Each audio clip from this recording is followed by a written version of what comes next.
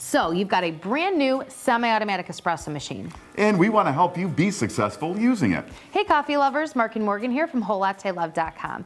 Today, 5 basics that can help you get the most out of your new machine. Right, we're going to talk about temperature, grind, dose, tamp, and the process of dialing in. Now, there are other factors and variables involved, like starting with quality fresh whole bean coffee, but get these 5 right and you'll seriously increase your espresso quality. So first up, let's talk about temperature. You have to give your machine time to warm up and reach full operating temperature before use.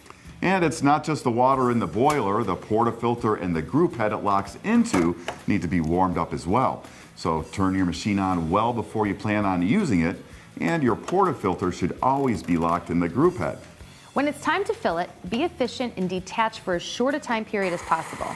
Take it off, fill immediately, then get it locked back in and pull your shot as soon as possible. Now, depending on your machine, it can take anywhere from 5 to 25 minutes for everything to get up to temperature. You may want to run a blank shot, which means running the machine as though making espresso, but with no coffee in the portafilter. This is especially useful in lower cost machines with lightweight portafilters and group heads.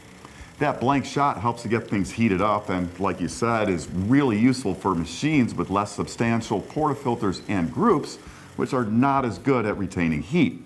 And if you're running a blank shot, well, you might as well run it into your cup to preheat it as well. Talk to espresso experts and you'll find a general consensus that grind is the most important variable in pulling a quality shot. With good coffee and the right grind, it's possible to pull shots on lower cost machines that rival those made on expensive prosumer machines. Now, it's a little harder to do that consistently on lower cost machines, but it can be done.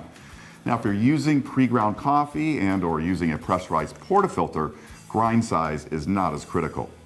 With a pressurized portafilter, you're making some trade-offs in espresso quality for ease of use. But using pre-ground coffee or ESC pads, you can get into espresso without having to purchase a grinder. Now, just be aware that espresso snobs tend to frown upon brewing with pressurized portafilters, but you have to start somewhere. So if that's what fits your current budget or taste, then go for it. You can always upgrade down the road. If you're grinding, use a quality burr grinder and grind your beans within a minute or 2 of extracting your espresso. As far as grind size, you're looking to start with particle size that's slightly finer than granulated sugar. From there, you'll make fine adjustments to the grind size in a process called dialing in, while keeping other variables consistent, and we'll have more on that in a minute. So one of those other variables is coffee dose. You want it to be as consistent as possible. The most accurate method is to weigh the coffee, and we recommend working with double shot volumes with a coffee dose in a range of 14 grams up to 19 grams or so. Now, if you don't have a scale, you can measure volume with a coffee scoop or simply fill and level a coffee in the portafilter. What we'll learn in a moment is the amount isn't critical. It's being consistent with that amount when you are dialing in shots. With ground coffee in your portafilter, the next step is to tamp. If brewing in a pressurized portafilter, the quality of the tamp is not very critical. All that's needed is just a light press with the tamper. On the other hand, tamping is critical when using standard non-pressurized baskets. The goal is to create a smooth and level coffee surface with a good seal to the edge of the filter basket.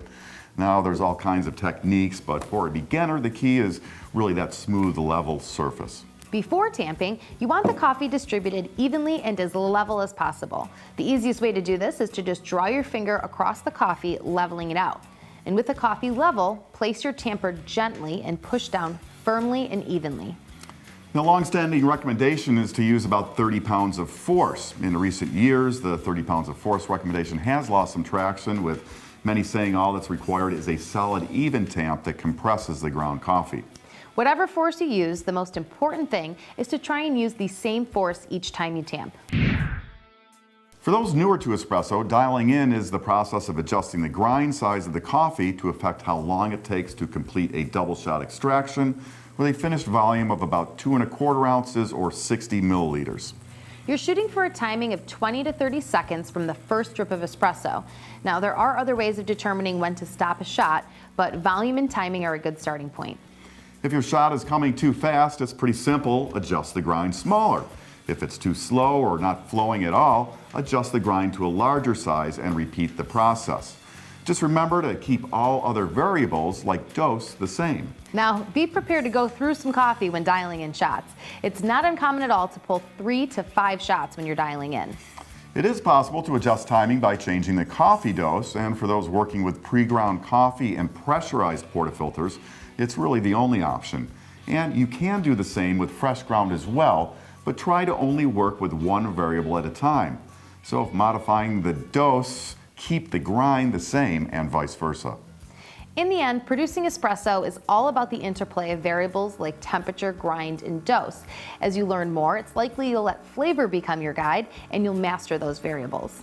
We hope this video has helped you out. I'm Mark. And I'm Morgan. Thanks for watching, and we hope you come back soon for more on everything coffee.